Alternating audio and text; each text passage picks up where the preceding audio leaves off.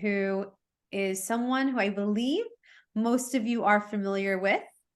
And her name is Asra Nomani. And I believe Asra is with us in the audience. And I've known her for many years myself.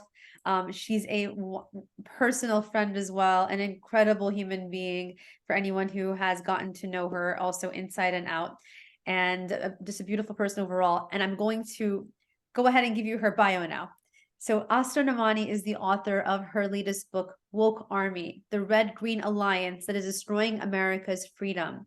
She is a Muslim reformist and a former Wall Street Journal correspondent who has written for the Washington Post, the New York Times, Slate, the American Prospect, and Time. She was a correspondent for Salon.com in Pakistan after 9/11 and a close friend of the late Daniel Pearl, who was brutally assassinated by Al-Qaeda for being Jewish. She was also a visiting scholar at the Center for Investigative Journalism at Brandeis University. And, Asra, based on your wealth of experience in this area, can you speak to our audience about the common threats that are facing Hindus, Jews, and other minority communities, the red-green axis that you have written about and spoken about so frequently? It's great to have you on. Yeah, absolutely. Thank you so much. It's such an honor to be with my community and with you, Adele. I am really honored to be here, and I'm really excited about supporting the efforts of Hindu Action. Action is such a critical word, as you all know, in your own lives and in society as community organizations. I want to speak to you all about two elements of action. One is personal empowerment, and the second is organizational empowerment, because I think the two are intertwined, and they're also the answer to this threat that the Jewish community faces along with the Hindu community.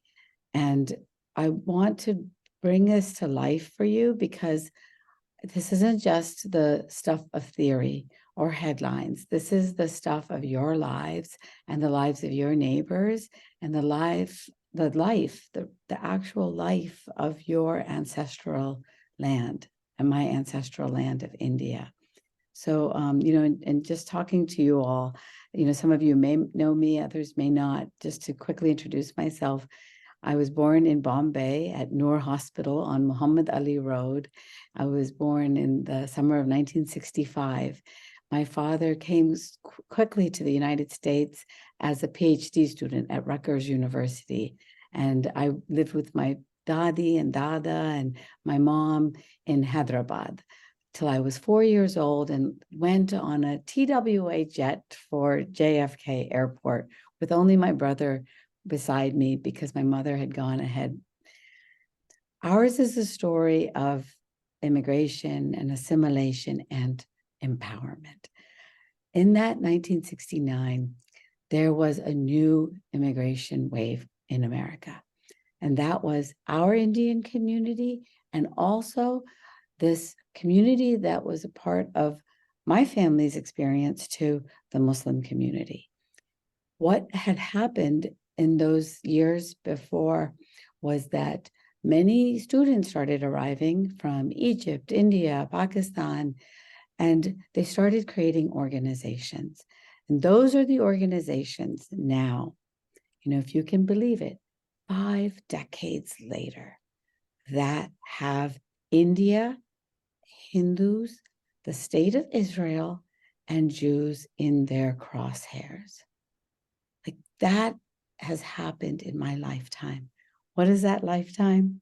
I brought out my little Girl Scout cap.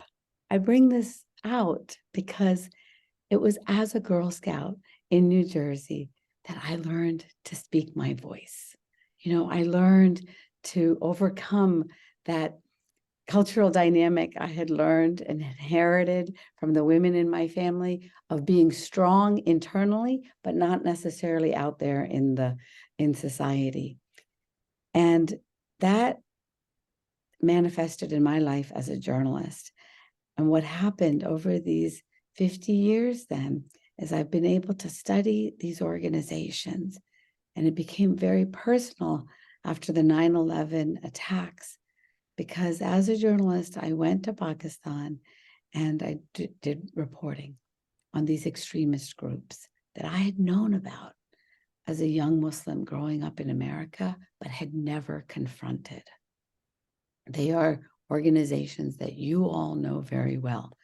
They are Al-Qaeda, they became Islamic State, but their political background was what you also know, Jamaat Islami, Tablighi Jamaat, these organizations that are in our birthland subcontinent.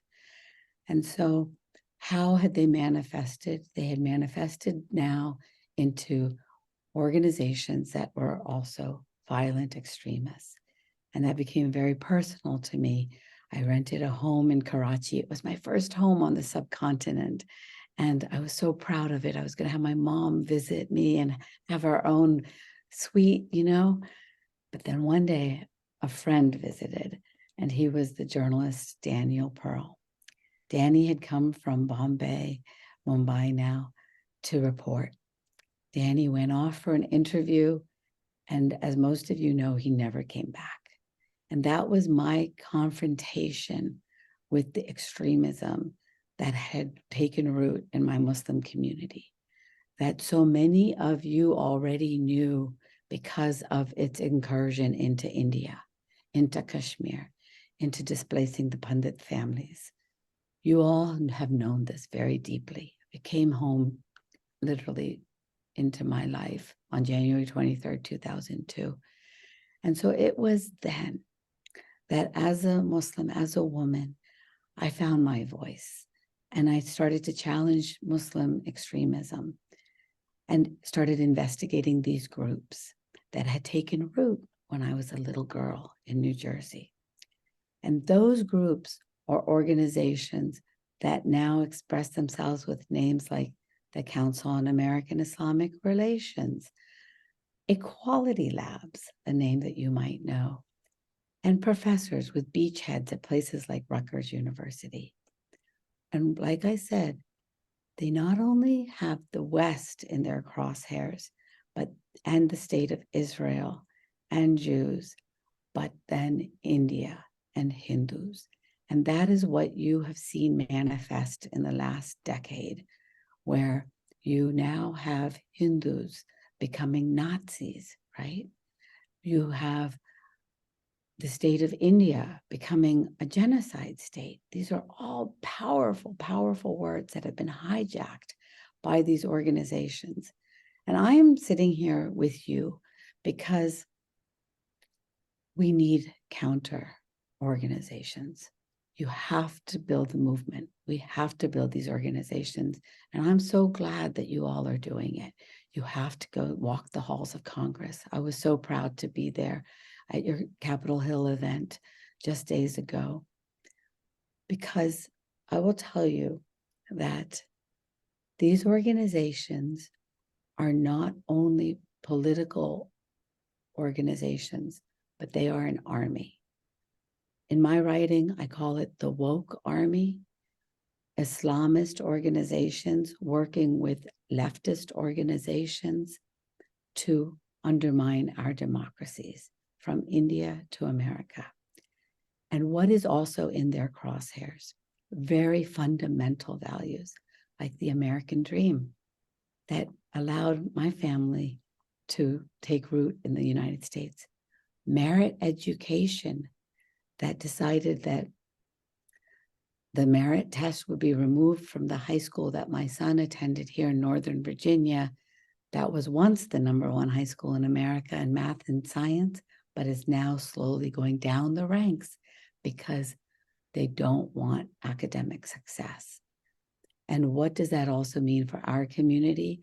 It means things like the demonization of Hindus that dare to succeed in Silicon Valley, Hindus that dare to succeed in medicine, business, journalism, the media, because we are a threat. And I count myself among you because I dare also to challenge those extremists. And I will tell you that this came home again yesterday.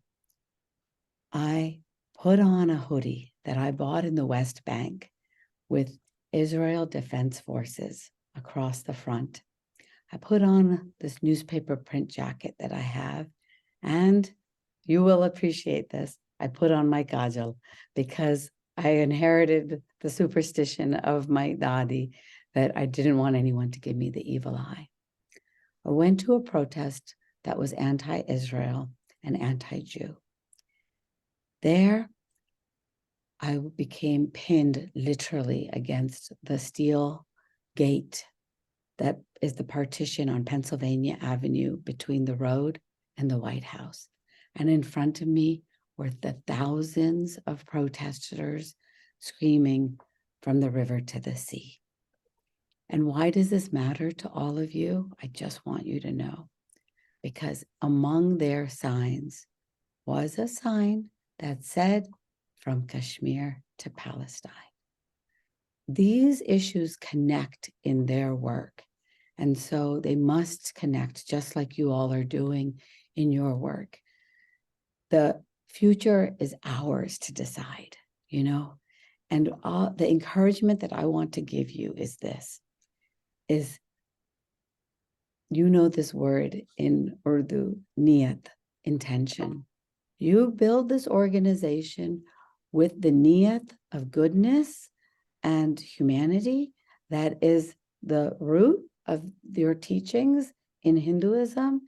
And you will realize the positive policies, the important relationships, and the reality that you want to see in the world. Because I can assure you, it can happen. You can do it. You overcome any fears that you may have in your own life and in your own voice, and support the organization. Please donate to Hindu Action, because if you donate, then the courage becomes contagious and others donate, and the organization grows and builds and becomes an answer to that extremism that exists out in the world. And so I support all of you and will remain a friend to you as best as I can. So thank you so much for having me speak with you. Thank you so much. Thank you so much to you, Asra and Nomani. Asra, and please, if everyone, I urge you all to go to Amazon and to purchase her book and to better educate yourselves. Woke Army, the Red Green Alliance that is destroying America's freedom. We'll see you soon.